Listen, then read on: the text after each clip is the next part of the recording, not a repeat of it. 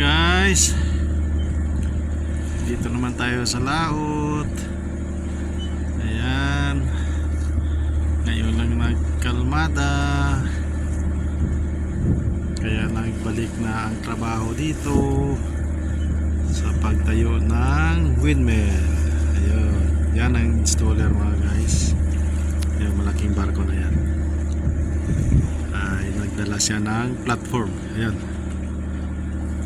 siya nag-install ng platform.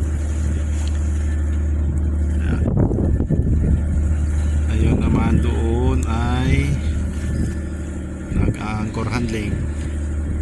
Ayan, nag-anchor handling sila sa installer ng windmill. Yan, nagtatayo sila ng poste doon mga guys. Ayan, doon. Ayan. So for operation ngayon kasi ngayon lang kalma. Ito na yung pinakakalmada dito mga guys. Ayan.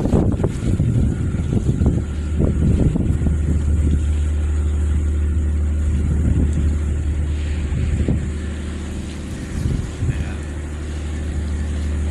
Yan ang installer na windmill. Ayan. Yan yun ang nag-anchor handling para mag-position sa installer na pipe, so or turbine. So ito ngayon siya ay kasalukuyan naman nagtatayo ng platform. Yan siya ang nakatukas sa pagtayo dito ng platform. Ayan. Yun naman ang isa ay nagtatayo siya ng isang poste rin ng windmill mga guys. Ayan. Yun ang isa doon ay yan ang hotel nila mga guys. Yan ang hotel ship. Yun sa likuran ng installer. Ayan, yun ang hotel ship nila.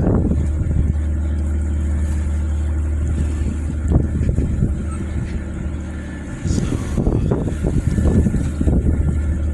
yun lang mga guys ang kaganapan dito ngayon sa laot, dito sa Baltic Sea. Tuloy-tuloy pa rin ang pagtayo ng windmill. So thank you for watching mga guys.